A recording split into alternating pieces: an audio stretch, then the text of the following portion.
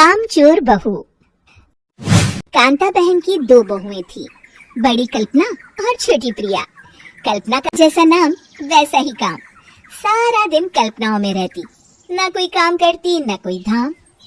अरे कल्पना, जरा अच्छी सी चटनी पीस। और वैसे भी मेरा काम करने का वक्त शाम का है, अब प्रिया को ही बोल दो। कल्पना वहाँ से चली जाती है।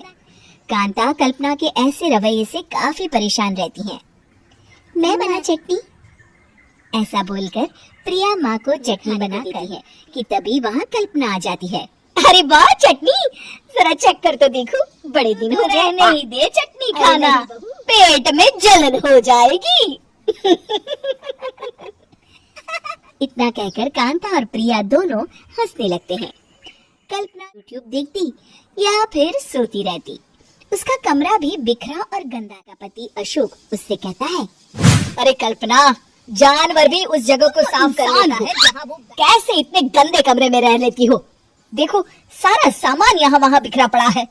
बोलना बोलो। हाँ बताऊंगा। इतना कहकर अशोक वहाँ से चला जाता है। कल्पना बस खाना खाने से कमरे में चली जाती। इससे कांता बहन काफी परेशान रहती। एक दिन प्रिया कांता से कहती है, सारा दिन काम करके थक जाती हूँ, आप कल्पना दीदी से कहिए ना कि सुबह और शाम का काम एक वक्त का ही काम करूँगी। हाँ अरे तो वो भी ना करना, एक बहू तो कामचोर थी, दूसरी भी आ गई काम ना करने के बहाने लेकर। तभी वहाँ प्रिया का पति रमेश आ जाता है। अभी कोई काम नहीं करती, प्रिया सारा दिन घर और रसोई का काम करती है, अब कुछ करो ना माँ। कांता मन में कुछ सोचती है और कल्पना के पास जाती है। कल्पना फोन पर मेकअप करना देख रही होती है। तुम सारा दिन बस मोबाइल देखती हो, घर का कोई काम भी कर लिया करो। प्रिया सारा दिन काम करके थक जाती है। एक वक्त का काम तुम करोगी, सुबह का खाना तुम बनाओगी और रात का प्रिया। ज्यादा काम को खा जाती हैं। पर हाँ, बहुत ज्यादा प्रिया की तारीफ मत करिए मेरे सामने, बड़ी बहू तो मैं ही रहूंगी। मैं कुछ नहीं जानती, कल सुबह मुझे वक्त से खाना चाहिए, रसोई में आ जाना, वरना कल से तुझे खाना नहीं मिलेगा। और बाहर आकर कहती है, अरे भूख लगी है, आज खाने में क्या है? इतनी देर हो गई, कल्पना को घर में कोई नहीं दिखता। वो रसोई की तरफ जाती है जहाँ बड़ा सा ताला लगा होता है। ओ मैं तो भूल ही गई थी। कहा था, हे भगवान, इतने लोगों का खाना बनाना क्या आसान है? तभी सारे सदस्य बाहर से वापस आते हैं। मेरे मुंह में तो अभी भी स्वाद आ रहा है।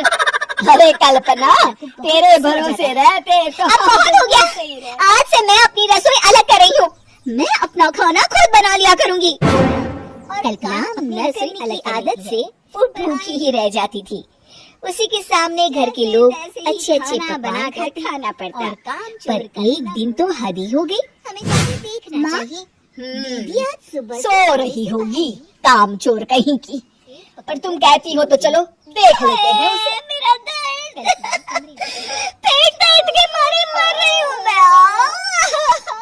अरे दीदी क्या हुआ, पेट में दर्द क्यों हो रहा है? डॉक्टर को दिखाया आपने? माँ, कल्पना खड़ी होती है। अब से मैं सारे काम में मदद करूंगी, कभी आलस और कामचोरी नहीं करूंगी। काम करने को हाँ वो तो ठीक है, कामचोर क्या अचानक क्या हो गया?